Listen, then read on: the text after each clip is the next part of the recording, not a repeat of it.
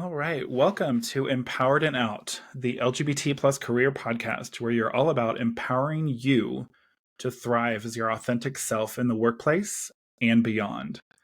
I'm Jonathan Barbie, founder of JMB Coaching LLC, and in every episode, we'll dive into the unique challenges and triumphs that come with building a career as an LGBT plus professional.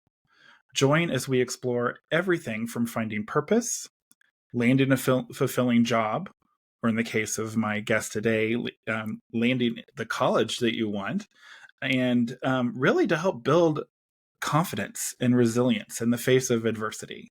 Whether you're navigating a career change or getting into college, in this case, aiming for leadership, or just looking to create a work life where you can truly be yourself, this podcast is here to support you every step of the way. 2 episodes a month, I will be bringing in experts in their coaching field to join me and share in their coaching expertise and see how you might possibly hire them for your next coach. So get ready to be inspired, because here, your success is our pride. Welcome to Empowered and Out. So today, our topic is helping teens getting into college of their dreams with my friend, Dr. Emily Wassel. Hi. Hello. As we were talking off air before we started, it's been a while since we've chatted, and we're keeping busy. That's good. This podcast has been a long time running. An idea in my head since, it's kind of funny to think, last September, but as we were in February now. But for me, everything had to fall into place. And I know sometimes we have learned in our coaching experiences that sometimes you have to take that messy action. And so I am sure that things will get better along the way, even in this podcast. But here we go. So, Emily, you have been, you're an award-winning college coach. You have 25 plus years in education as a teacher, principal, and college professor. You help students craft standout college applications and secure merit scholarships. Your holistic approach blends academic prep, leadership development, and mental fitness to ensure success. And one little fun fact about Emily is that we both actually live in Colorado. And it's kind of fun. We have our nice little Colorado connection. We are not near each other, but we are we still have that wonderful Colorado connection, being in this beautiful state that we live in. So, so I had some fun and I sent you some questions, but I do want you to kind of, feel free to even expand what I gave on you. I know one of them you actually said, I need to think about that one. So here you go. You're on the spot. Great. So happy to be here. I'm excited to have you. So what inspired you to get into coaching in your specific area? And how did you know that this was the right niche for you? Yeah. Well, funny enough, when I was in high school, I thought I was destined for politics because I wanted to change the world. And I was fortunate enough to go to the United World College in India for 2 years, for my last 2 years of high school. And my volunteering was working at an orphanage.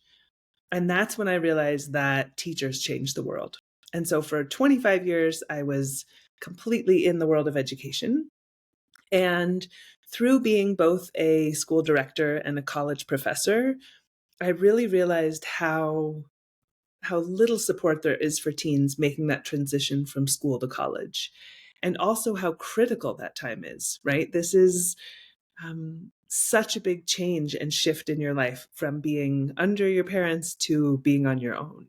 And I also was just truly saddened to see, right now in America, it's almost 50% of students who go to college end up dropping out. Oh, wow. And that's not what you want to start your 20s with, right? You want to start with success. So I really feel called to be helping young people make that transition in a way that is valuable for them, right? And there is no one cookie cutter approach to trying to find your people and find where you belong and to find your career path and your calling. Specifically, when I think about some of the LGBTQIA plus students I've worked with, this becomes critical, right? We're not just looking at the rankings of the top 10 schools. We're not just looking at, which school has cuter people. Like, there are so many critical, holistic things that you need to thrive in college, where you're going to find your people. And so, specifically being a part of the LGBTQIA plus community now, you need to be going to a school that's going to support you and help you find your people in a meaningful way that is even being expressed on their website, that they have these clubs, these resources, activities. When we think about holistic fit, there's so many important things that need to be in place in order for someone to really launch their career as a teenager, right? Mhm. Essentially, and stay away from some of the pitfalls that tend to cause students to self-sabotage and ultimately really struggle through college rather than having it be a rewarding launching experience. Great. Yeah. I mean, I was telling you off air, I'm like, I totally needed someone like you when I was looking at, into colleges. I mean, I ended up at a great university, but my reasoning for going to that college didn't really have to do with what they offered. It was mainly because I knew people who were going there. Right, And right. in the end, I mean, there were three people from my class that ended up, graduating class. The three of us went there, but all three didn't actually graduate from there. Two of them actually left and, went to another college. But it You're is just checking the statistics with your own story here, John. exactly. And I mean, I agree with you 100% on the LGBTQ plus, community because it's what I do. I help LGBTQ plus professionals. That's like, I always kind of joke. Some people joke and call it the alphabet.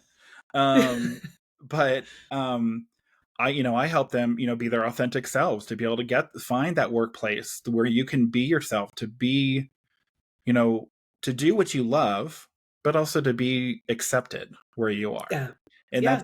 it's I huge always, in college as well. It's huge. I mean, I think really all the way through our lives. But I think your starting point, like where you're starting is huge because that does prepare in the long run. I think what happens nowadays is we really have to do a little bit more due diligence. And it helps to have definitely. a coach like you that can be able to help. Hey, oh, I want to go to this university, and you happen to be an LGBTQ plus person, and you could sit there and say, "Are you sure?" Hmm. Because they're not really favorable toward LGBT plus. Um, I always explain college as it's almost like finding a significant other, right? This is going to have a huge influence on all the people you meet, all the things you do, the experiences you have. And when students ask me, like, well, what do colleges want? It's just like asking, what do people want in a partner? yeah, It's different for each person, right? And you want to make sure that you have alignment down to the food you eat, down to the activities you want to do, to, if you really value mindfulness, you want to find a college that supports that. If you really want to go to a college that has huge sports competitions, we have to find the school that offers that. And yeah, every school that's open today is good at something, right? Otherwise, they'd be closed. right, But it is certainly not like it was in the 50s where any school you go to is going to get you a job, right? There are very specific pathways of which schools feed into which industries. And as you're starting to think about what you want your future life to be and what are the conditions for your own happiness, right? There's so many critical things that you need to decide, similar to picking a partner. Like, what am I looking for? Because someone out there is looking for you. yeah, And, we can't all date Leonardo DiCaprio, nor do we all want to, right? Like, just yeah, because a school is famous does not mean that that school is going to serve your needs, right? And in my case, the love of my life was some random guy, right? And he's not perfect for everyone else, but he's perfect for me. And so finding your dream school is about finding that perfect school that's looking for you. And I think too many students try to put on this fake mask of what they think colleges are looking for. hmm I talked to a student today who was like, oh, I'm going to have to do a sport because that looks good for college. I said, well, have you ever done a sport? No. But she's a musician. She does volunteering. She does STEM. She does leadership. She has all these amazing things going for her. There's no reason for her to try to play a sport so that she'll look good for a school that wants sports, because that's Yeah. not what's going to make her happy, right? So really digging deep and looking at like what pleases me, what are my needs, that's what's going to help you find your people and find a school that aligns with your values and interests. I 100% agree. So, what do you find the most rewarding and the most challenging about working with clients in your niche? Yeah. I always love that moment when they realize they've found their school. For me, the joy when I get the texts of like, I got in, I got a full ride, like those make my day. Those are screenshots that go into my like jar of joy, right? And the challenge is how often I find students and parents who don't understand how important this process is, who will tell me things like, oh, they've got a high school counselor. Well, high school counselors right now have 250 students on their caseload, some cases Wow. even more. And the amount of individual attention that your teen needs to find the right place for them is more than we can expect from a high school counselor. And the high school counselor is going to play their role. They're going to help you get those transcripts. They're going to help you get those letters from teachers. But there's so much more to the process that it's frustrating for me when it seems like it's this really easy, straightforward process and anyone can do it. Um, Having been in the industry a long time, there's a lot that goes on behind the scenes, and there's so much more that parents don't understand. Um, One big challenge is explaining to people that just because you get a certain degree does not mean you'll get a job in that field, right? And when we look at the data, we'll find schools that like only 10 people at their school study computer science. And another school, 450 people are studying computer science, right? So finding your crowd, finding your people is not something that you're going to be able to tell by your aunt telling you, oh, that's a good school, or a friend saying that's a good school, right? Hmm. Really, to find where you belong is similar to finding the love of your life. It might not be the person sitting next to you, right? You may have to go on this epic journey to find that person and find that connection. So, you know, it's super rewarding when students find that pathway and are able to clearly articulate what they want and then go after it. And it is extremely frustrating when I find those people that aren't really getting any help. They're just going to the top 10 schools. I had a student this past year who said he was applying to all the Ivies. Oh, my. And I just thought, so you have no idea what you want, right? Like that's like saying I'm only dating models, Yeah. right? It's certainly not a personality type. It's certainly not going to narrow down any specific career options. It is just one particular thing, right? And the Ivies are great schools, but each for very, very different things. And some of them are more focused on liberal arts. Some of them are really focused on law, right? So Mhm. depending upon what you're looking for, an Ivy may not be where you're going to find your people. And more importantly, it may not be the pathway to a successful career. So, can you share a transformative experience with a client that really illustrates the power of coaching? Yes. Yes. So I'm going to just call this girl M. M really struggled in high school, right? She was a girl who had a slower reading speed. She was neurodiverse. She had been told by teachers that she might not go to college, that she wasn't that smart. She didn't have loads of activities because it just took her longer. Homework took her a long time. She was not going to parties in high school. She was studying and she was babysitting. And she thought, this is not a great resume. What do I do with this? We worked together for 2 years, and I helped her with everything from her confidence, her study skills, her SAT score, figuring out what she wanted to do, figuring out where she wanted to go. At first, she thought she would just go to some community college because no one in her family had been to college. She didn't know what she was doing. Um, and I said, no, let's dream big. Like what really fascinates you? What excites you? And she picked Colorado College as like the dream school. And well, not only did she get into Colorado College, she got a full ride scholarship to Colorado College. Oh, And wow. That's awesome. yeah, she's now in her sophomore year there. She has straight A's. She's found her people. She has an amazing group of close friends. She's studying psychology and was able to clearly articulate who she was, right? It's not that colleges out there only want you if you've won national championships, right? Right. The fact that she babysits was what she did through high school, and she was good at it, and it taught her compassion and kindness and love. And being able to clearly articulate that we're good people and that we want to learn, that's what colleges are looking for. Like that, when you distill it down, are you a real authentic person, and are you actually interested in learning? And if you're able to clearly articulate that and have the confidence to know that you're worthy, I mean, I think a lot of students really suffer with the imposter syndrome, you know. Hmm. So she was couldn't have done it without coaching. Her life would have taken a radically different path had she not done coaching. And it's another example of how, like, her parents didn't even want her to apply to Colorado College because it's almost 80,000 a year, right?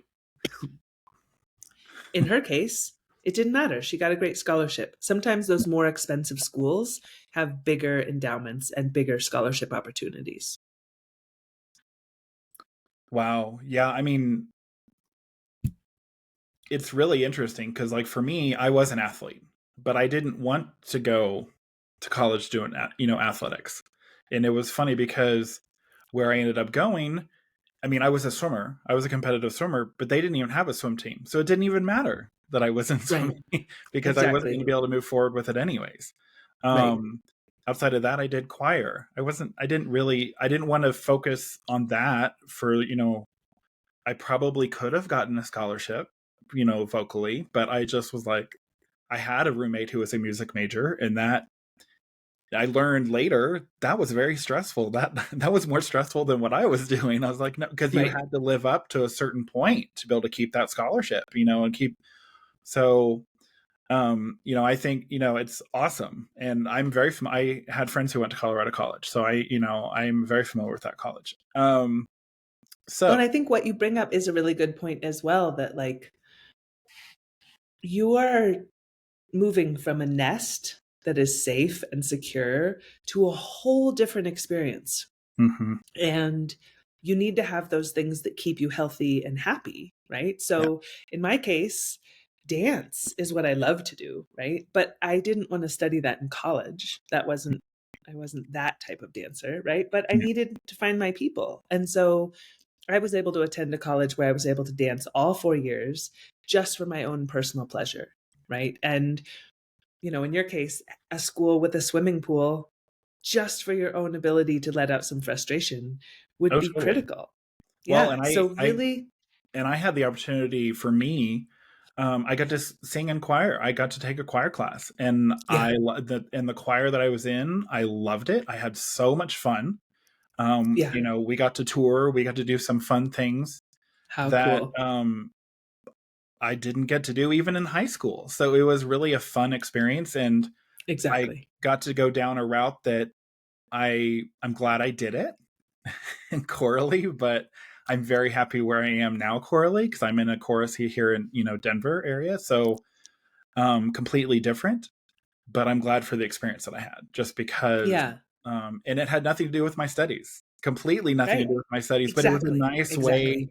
Yep. It was kind of the same thing in high school where I got to go. I loved going to choir because it was kind of a relief from like the stress of some other class I had. It's like, okay, now I get to go, oh, all right. Exactly. Yep. Well, and if we think of ourselves as whole people, right, that well rounded individual, there's going to be, what are you doing to make money, right? What Hmm. is your skill that is marketable? But on the other side, there's what gives you joy and where do you find your people? And if you're leaving that out of the college decision, you're going to find yourself lonely and depressed, which is a huge part of the reason why students aren't thriving. And even the financial piece is like there should be a limit, right, to how much debt you incur and how much you're going to earn when you leave. Right. And I think some students think well, the more degrees I have, the more money I'll make. And that's not always the case, right? So there are jobs out there that start at 60K without any college experience. Mm-hmm. And there's, people who go for an undergrad, a master's, and a PhD and start at 40 grand, right? So really understanding what you're getting yourself into, what is the path that you are on, what is the end goal, all of those things have to be really considered. And one of the things that I think people don't understand about college is colleges are accredited, right? We use that term accredited. And Mm-hmm. people think that means that's a good college. But in fact, there are a huge number of accrediting agencies, and often the accreditor is the industry. So, for example, oil and gas industry accredits colleges, the pharmaceutical industry accredits colleges. And if you go to a college that's accredited by a pharmaceutical industry, you are that much more likely to get a job in the pharmaceutical company because they are making sure that that college is teaching the content that they need for their industry. Mm-hmm. So, sometimes students will go to a quote unquote good college and their peers will be leaving with these 6-figure jobs. And when they graduate, they can't get a job because they picked a major that doesn't really funnel into an industry, right? They picked a major like this will happen with like theater majors. Well, your school is an expert at creating economics majors, and all your friends who are econ majors are pulling in those big paychecks. You're in this small theater program. You have some fun in college. You get this theater degree, but your college is not connected to the film industry, right? And so it's not funneling you into those jobs. And so that much bigger picture of what I call the back end of college is what high school counselors aren't aware of, what parents aren't aware of, even some college professors aren't aware of. It was one of those things that after I earned my PhD in education, I kind of saw behind the curtain and was able to really start looking at the data and understanding where these funnels and pathways lie. Wow, that's really interesting. Excuse me. So how do you see the coaching industry evolving, especially for new or unconventional niches?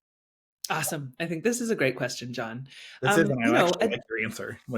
yeah, well, a decade ago, there were lots of fraudulent life coaches out there, like 20 somethings telling you how to live your life, single people telling you how to improve your marriage, right? Like, yes, that was all true. And right now, there are more intelligent and qualified coaches out there than ever before. And I think you know, all professional athletes have coaches. That's unquestioned. Anyone who wants to be a professional athlete knows that they need a coach. Anyone who wants to be a world class singer knows they need a voice coach, right? Coaches in certain industries are the standard and everyone uses them. Mhm. And what I think is really beautiful is that the world of coaching is opening up to so many more challenges that people face in their life. And so, just about any challenge that you are facing, there is a highly qualified, super competent expert out there who can guide you on this path. And the thing that I find so remarkable is that on the one hand, people may say, like, well, that coach is a lot of money. But when you look at the returns, I mean, so for example, this past year, I had students that invested, $6,000 for working with me for 2, 3 months. And you may say, like, well, that's a lot of money. Well, I had students that got 96,000 a year in scholarships for 4 years. I would say So that's worth that, yeah, that degree of payoff and worth it and expertise for the time that it takes, right? it. And I think we're moving away from this hourly structure, right? Like, I can't tell you how many hours it's going to take to get you into college.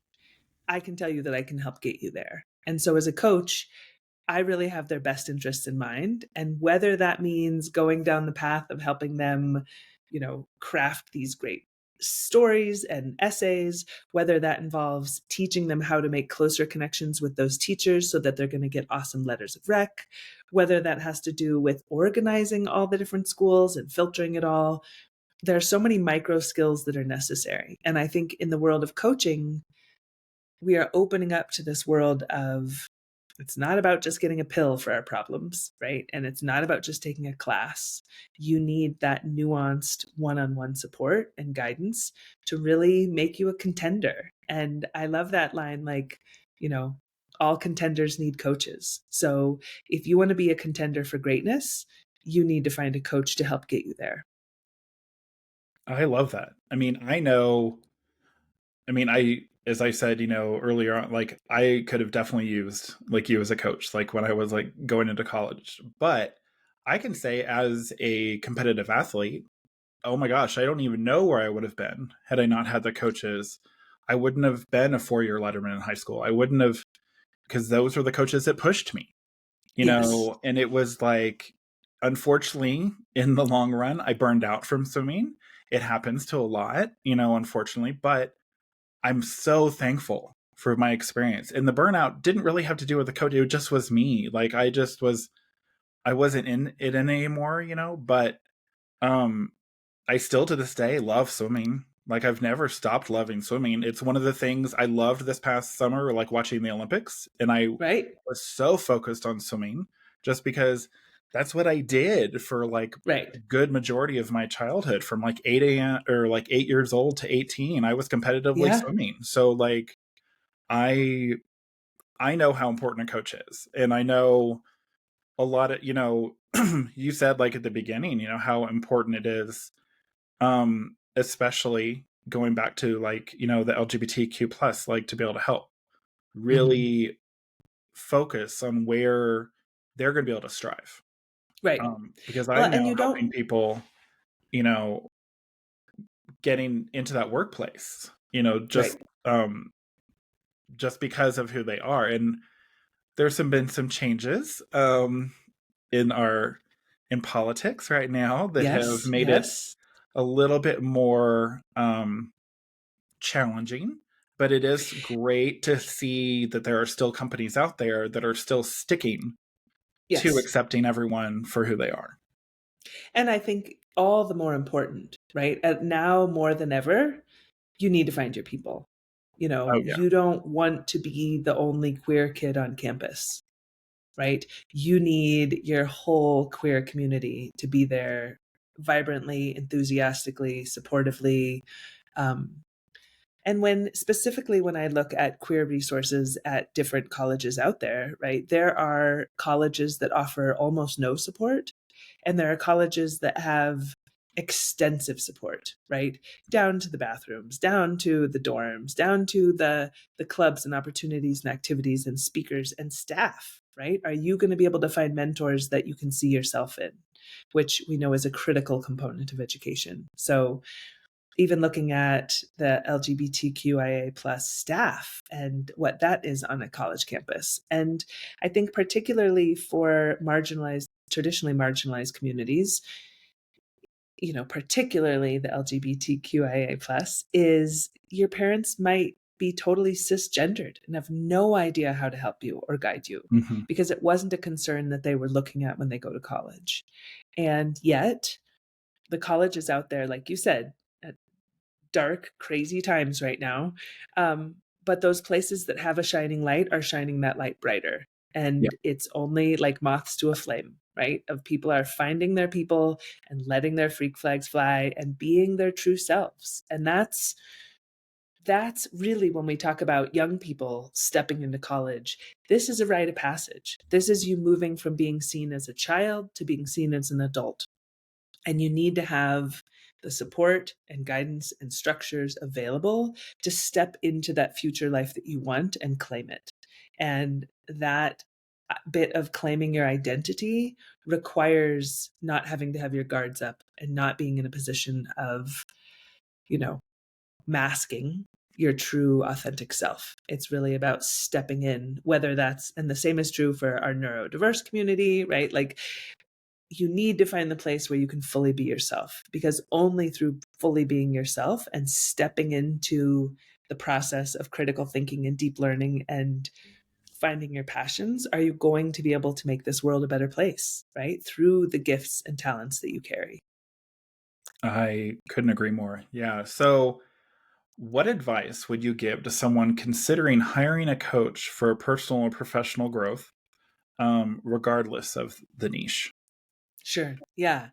Um, I think what's really important is that there's an element of trusting your gut, right?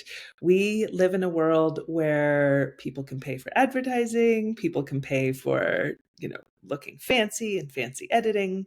But really, this is a heart connection, right? You have to find a coach that you trust, that you're going to be vulnerable with, right? My students have to reveal to me, do you understand algebra, right? Do you know how commas work? We need to be completely real with each other in terms of what they know and what they don't know so that I can help them learn the skills that they need, right? So are there coaches out there who talk a big game and actually don't deliver? 100%, right? You need to be very aware of what you're getting and what you're purchasing and what their qualifications are.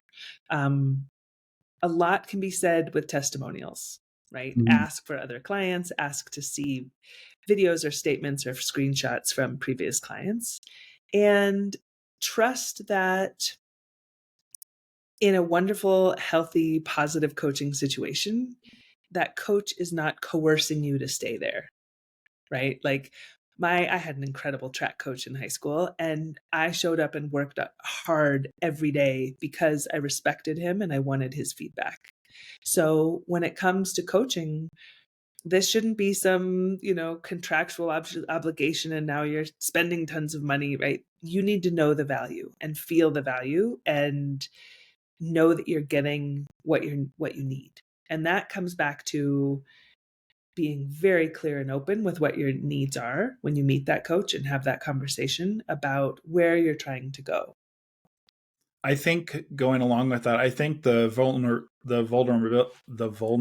if I can say that, um, I think is so important because I think coaches are so important just in general because we, like, college, I mean, in high school, you have school counselors, but they might know, they know a lot about you, especially if you've gone to see them a bunch. But I feel that, and even with family members, I feel that you can actually be even more authentic to a coach and be maybe a little bit more open and honest, and it works the same thing, kind of in the same way for, like, I have friends of mine who are therapists. Like, when you can be open and honest, where you may not want to be that level of vulnerable to, like, even your Right. family, which sounds kind of funny, but you mentioned, like, getting into college is kind of like finding, a partner. And where are you Right. probably the most vulnerable? When you're looking for a partner as well. So Mm-hmm. I that's it's so important. I think that when you can have that connection, I mean, I've met with many potential clients that um we didn't click, even just an initial conversation. It's like, that's Right. fine, Right. great. I hope you find someone that actually clicks like you do, clicks in that way. But when you find it, it's like a great relationship, and you get to, like, Mm-hmm. you probably will share a little bit more than you might have had you not been able to have that good connection. So Exactly. Yeah. we're going to have a little fun here. I'm going to ask you, you didn't get to prepare for this, so you're Okay. welcome. Great. Yeah. A little fun, quick fire question. What is one daily habit that you can't live without? One thing I can't live without. Yeah. Um, I'm gonna say water. I love to swim. So whether it's a vacation or a hot bath or, I find that washing my face, right? Water is so critical to my daily existence. And I'm super, super grateful for water and really treasure all the different ways that I get to enjoy it, right? Whether that's a lazy river with my boys, whether that's hot springs, I love water.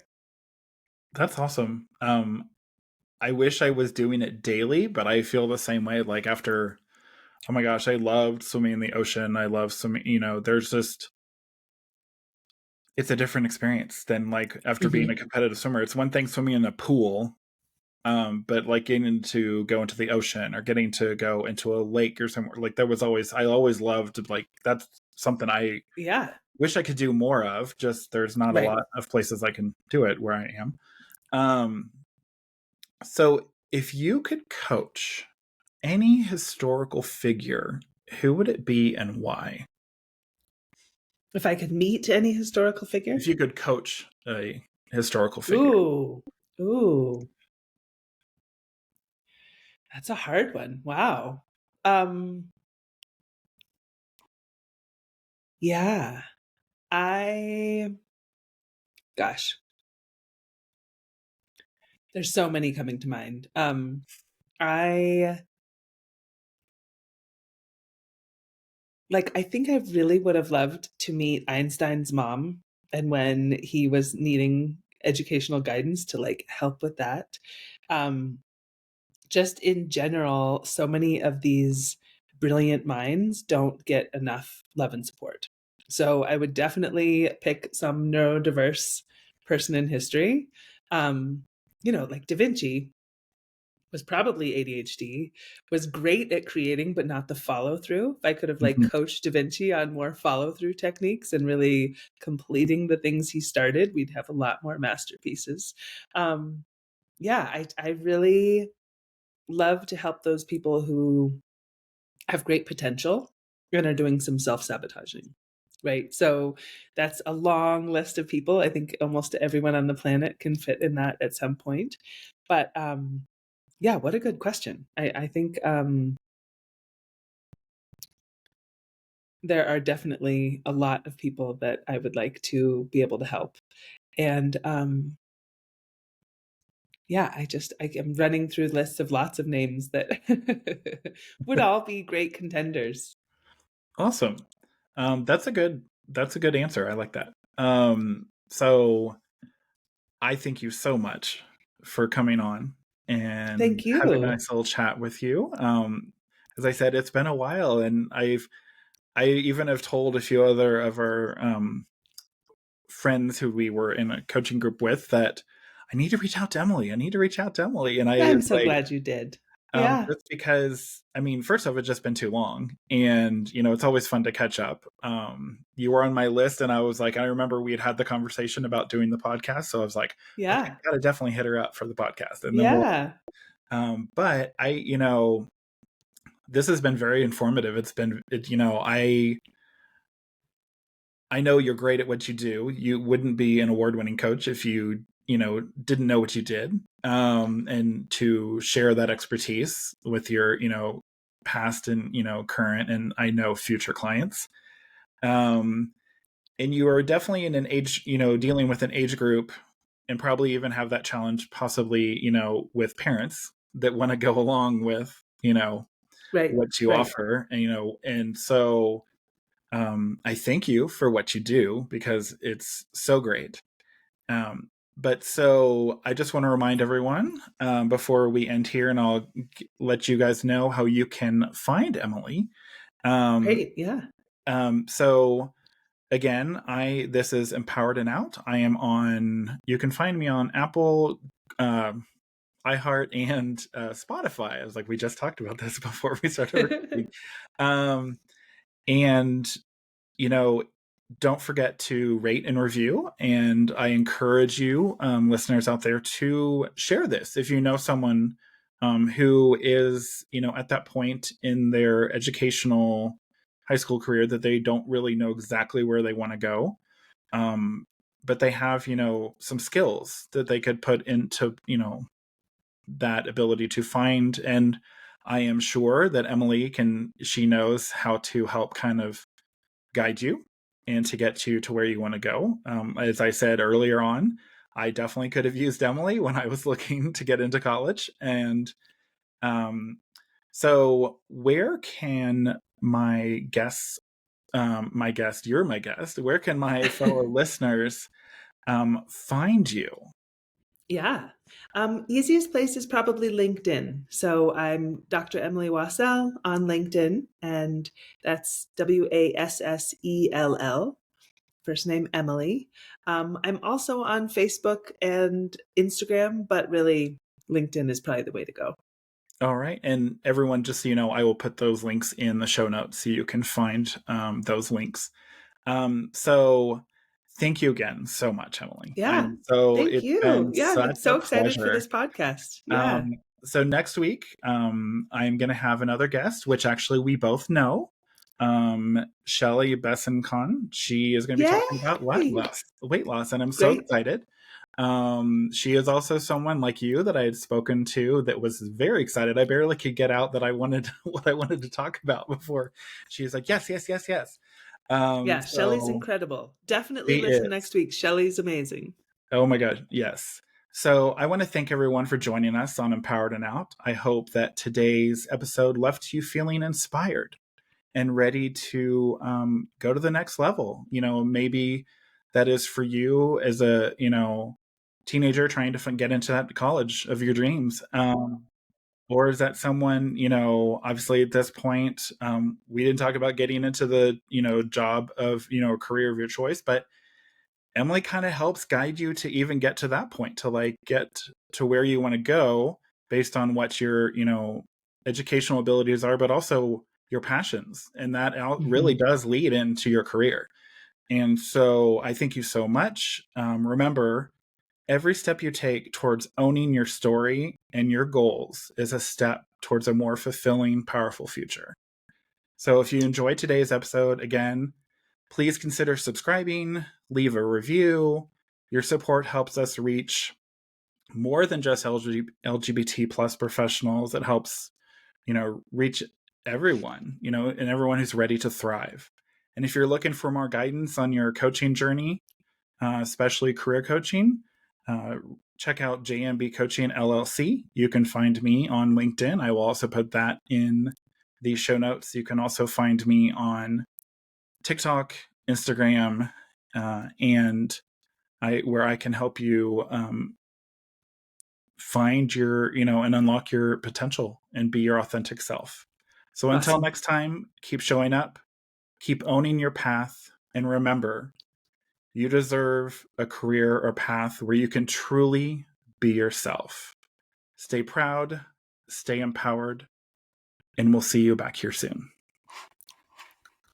Yay.